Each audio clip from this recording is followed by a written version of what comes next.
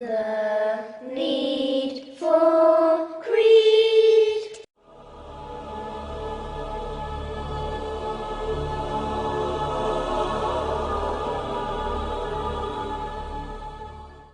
The most severely tested have always been the prophets, vilified and attacked by proud disbelievers wallowing in sin. And the last one, Prophet Muhammad, peace be upon him, suffered immensely. But after every hardship comes ease, and so we begin.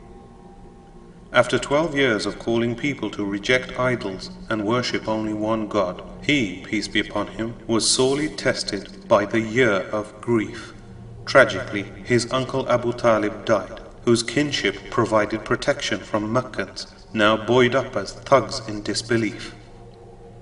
In that year, pagans imposed severe sanctions upon his tribe Banu Hashim, aiming to starve Muslims and make them outcast.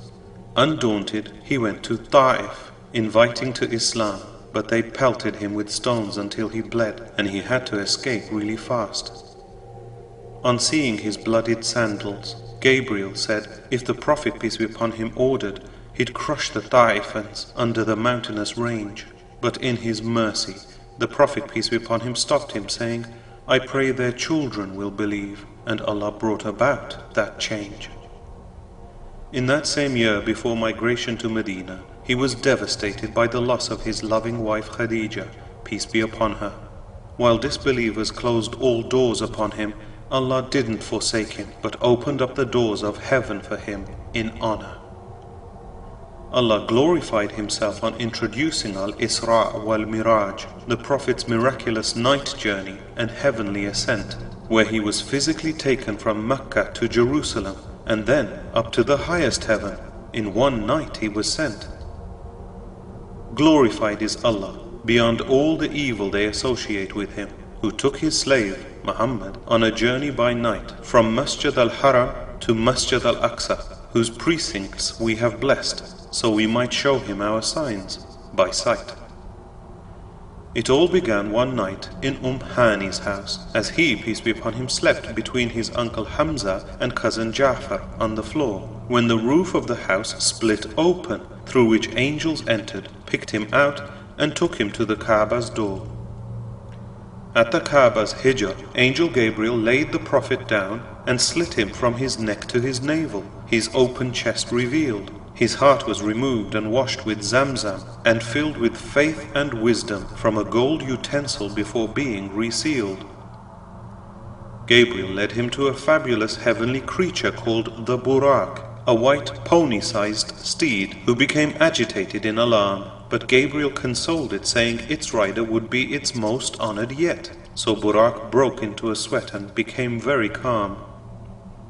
The Buraq was the steed of former prophets. For example, Abraham, peace be upon him, rode it to traverse the distance quickly between each spouse, for Sarah and his son Isaac lived in Hebron, but Hagar and Ishmael lived in Mecca, where he built the Kaaba, Allah's house. The Prophet, peace be upon him, mounted the Buraq, amazed to find that with each hoof step it zoomed to the horizon's edge in sight, completing a month's journey within seconds. It leapt from Mecca's Kaaba to Jerusalem's Al-Aqsa Mosque in one night. He dismounted the Buraq and tied it to the hitching post of the prophets in Jerusalem, and 2 units of prayer performed. Then Gabriel led him to the rock from which the Meeraaj ascended to heaven by a ladder or stairway angelically adorned. The Meeraaj is a glorious vision that the dying person's eyesight is drawn towards, where angels carry souls beyond the sky. The Prophet, peace be upon him, was privileged to pass through that portal up to the heavens in body and soul, and he, peace be upon him, never told a lie. Gabriel accompanied him to the first heaven's gate, guarded by angelic gatekeepers, whose permission must be sought. Following angelic protocol, Gabriel identified himself, but the angels wanted to know who was the man he had brought. Angel Gabriel told them it was Muhammad, peace be upon him, to which they asked, has his mission started? With delightful refrain. When he replied affirmatively, they cheered, Marhaban, or welcome. Indeed, he is the best of those who ever came. So the gate to the first heaven was opened, and the Prophet, peace be upon him, was welcomed in joy as Gabriel offered him a drink. He was given a choice between wine or milk, and he chose the milk. To the natural disposition did Gabriel make a link. Milk was linked to the fitrah, for it's a baby's first food, doesn't intoxicate, and symbolically showed Islam's perfection. Gabriel said, "Had you chosen wine, your ummah or nation would have been misguided, so milk was a purer selection." Of course, the Prophet's journey occurred in the Meccan period when wine wasn't forbidden but Islamically legislated. Gabriel said, "You've been guided in your decision," meaning that God intended to spare believers from being intoxicated. After he was satiated, Gabriel led him into the first heaven towards Prophet Adam, peace be upon him, the first man God ever created. Angel Gabriel introduced him, saying, "This is your father, give him your greetings or salams," which he did, truly elated. Adam responded and added, "You are most welcome, O pious Prophet and pious son," and prayed for his well-being. It's interesting how each heavenly level strengthened the Prophet's certainty as preparation by Allah, the All-Seeing. In the first heaven, he met Adam, peace be upon him, who was cast out of heaven but repented and regained entry by Allah's grace. On reflection, the Prophet, peace be upon him, could remain hopeful after expulsion from Mecca that he'd return to his birthplace. On leaving the first heaven, he saw Adam weeping at souls to his left, but laughing at souls to his right gathered round. When he inquired, he was told that Adam, peace be upon him, wept for his offspring destined for hell, but laughed at the heaven bound. Angel Gabriel then lifted the Prophet, peace be upon him, to the second heaven, repeating angelic entry protocols at this second location. There he met and greeted the two maternal cousins, John and Jesus, or Yahya and Isa, peace be upon them, a truly joyous occasion. Jesus responded, saying, "Welcome, O pious Prophet and pious brother," who looked as if he'd just bathed, his face a blush. The Prophet, peace be upon him, noted Jesus as being of medium build, with red-white skin tone and shoulder-length hair, straight and plush. On reflection, he, peace be upon him, could remain firm against Jewish foes who killed John and Zachariah and boasted of killing Jesus too, and that he would overcome their opposition after migration, as their sly rejection of God's messengers was nothing new.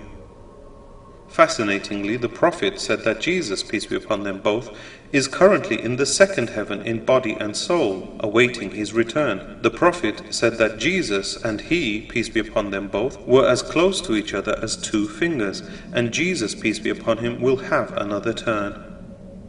He was then lifted to the third heaven, where he met Joseph or Yusuf, peace be upon him, by Gabriel repeating protocols, as was his duty. He, peace be upon him, mentioned that people in heaven would look like Joseph or his mother, for they were given 1/2 of all beauty.